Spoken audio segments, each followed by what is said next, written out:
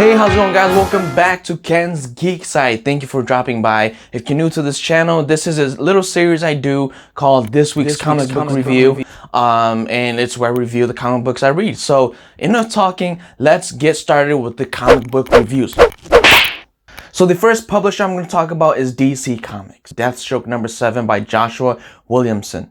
So I've enjoyed the Deathstroke Inc. series so far because it really digs deep into Deathstroke's regret and what he wants to do to correct them. And in this issue, we see that in full effect.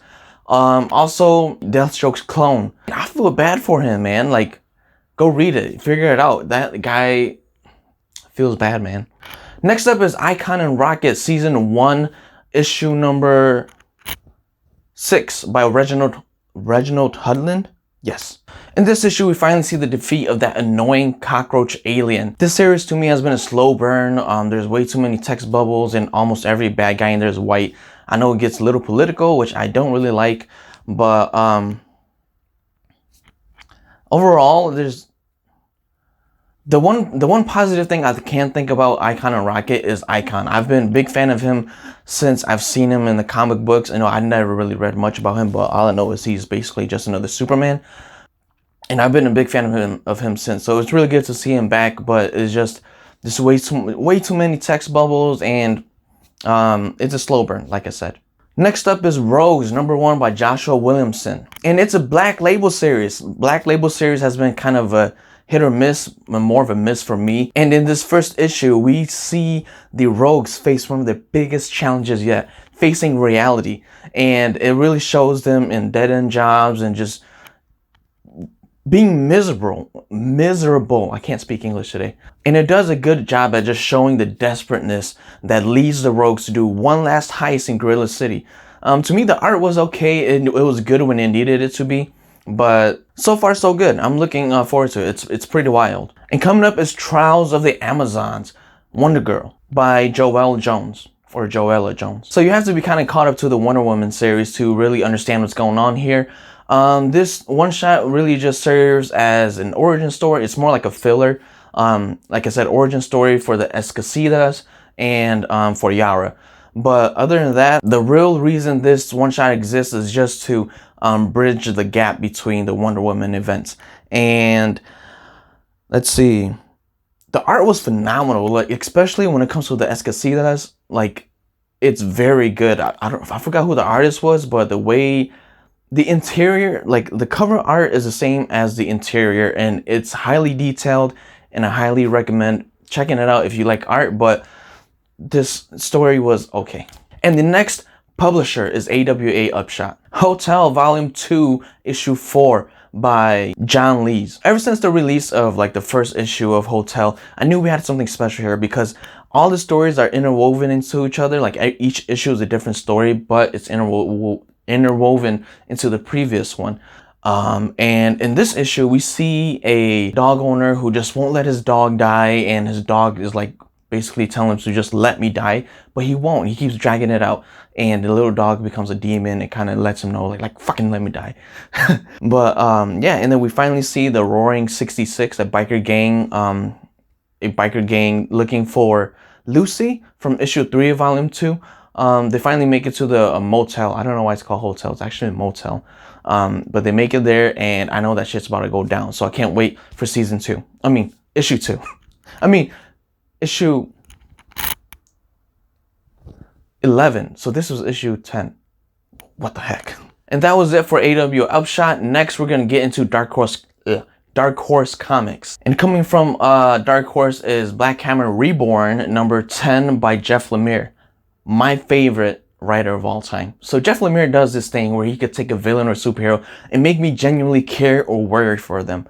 And he did exactly that in this issue because Black Hammer, who is now the original Black Hammer's daughter, finds herself finding her father, Black Hammer, from a different universe, but her father ends up being like Ego from Guardians of the Galaxy. I know it's confusing, all these multiversal stuff, and I just can't keep track of it. So, you know, I'm something of a scientist myself. But it's really good. Definitely give it a read.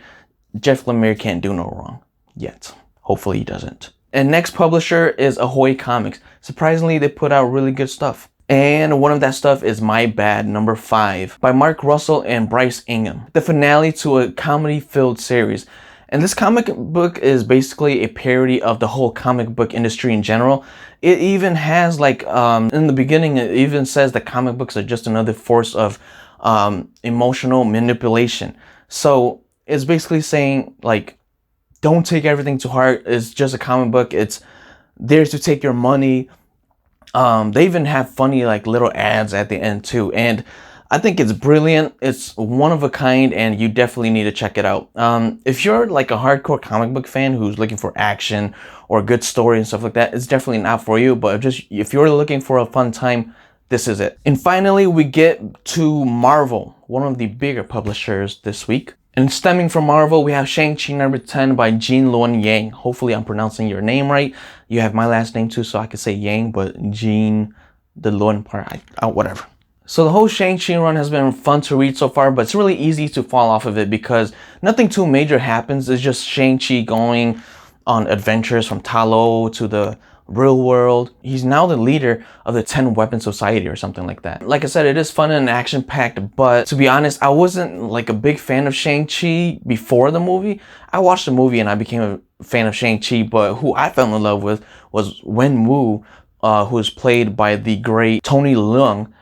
And honestly, I wanted more Wenwu or Zhenju in the comic books, but I keep forgetting it's Shang-Chi and he's dead in the comic book, so it is what it is. Elektra, Black, White, and Blood, number 3.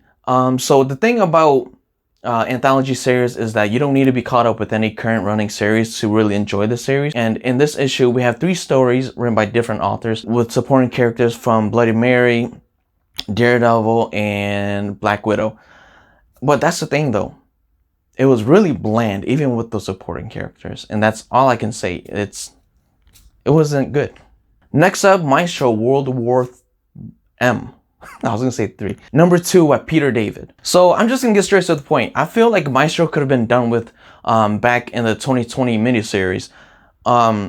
Because the series back then, it gave a good reason for Hulk to become Maestro. It hit the right emotional notes, and I feel like the arc would have been done with because he already appeared back in Future Imperfect. And I feel like that arc is done and over with. And now with World War M, it's just kind of stalling, just giving us unneeded warfare. And yeah. And next up, we have Devil's Reign, Villain for Hire, number 3 by Clay Chapman. So when this series first came out, I was hoping it wasn't one of those like team-ups where they just go around bashing people and looking for stuff to do. And I was about to quit reading it until U.S. Agent showed up. At the core of the series, it's about John Walker, U.S. Agent, trying to find a place to belong and trying to do good. I like it so far, and the art is a little sloppy, but all in all, good read. And after that is Demon Days, Bloodfield by Peach Momoko, and art by Peach Momoko. So here's the thing, I love Peach Momoko's art. It's beautiful, but I don't think I'm a fan of her writing yet. It's just, I feel like there was so much built up into this series, into this one shot, and it ended halfway through in this issue. And it was kind of disappointing and kind of a letdown. Definitely not worth the wait. Art good, story bad. I waste time, say lot word when few word do trick. And after Marvel, we have Image Comics. And from Image is Ghost Cage number 1 by Russ Wooton. So this first issue, I feel like it's targeted at big corporations. It's a comic book that talks about replacing old resources with new resources and leaving other people to pick up after their mess. And as I previously said, I don't like comic books that are too political, and this comic book was just filled with all of them. I can appreciate the art though. It's very manga-like. I think it is structured to be like a manga series. It even confused me. I started reading from left to right one time. And it really reminds me of early 2000s manga. And on to the next publisher. We have a crossover between Boom and IDW. And you already guessed it. It is Godzilla versus the Mighty Morphin Power Rangers number 1 by Cullen Bunn. So it is an interesting premise. Yeah, it is. But it's always good to see Godzilla and the Power Rangers. And I surprisingly, I was glued to this first issue more than I thought I would be. I thought it was just gonna be like a really quick story, but yeah, I was really glued to it. The one thing that I was confused about was how the Megazords got to Godzilla's world, because when the Power Rangers were transported to Godzilla's universe, Tommy took out the sword flute and blew on it and played it, and the Megazord just came out. So I'm like, did it come with you through the portal, or I don't know. So that was confusing. Anyways, I can't wait for season 2. I mean, issue 2. What's up with me in seasons, man? Maybe because spring's changing. I mean, spring's here and my English is off. And finally, a Comixology original. We have Demons #3 by Scott Snyder and Greg Capullo.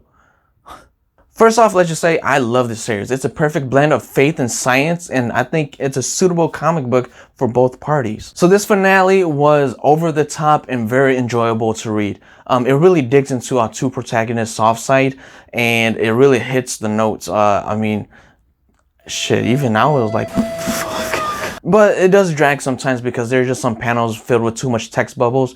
Other than that, I really enjoy it, and they're teasing volume 2, so I can't wait for that. Alright guys, and that's my comic book review for the week. Hopefully you guys enjoy. Comment down below what you guys are reading right now. Remember to like, subscribe, and share this video if you like this kind of content. Until next time, happy reading, stay safe, peace.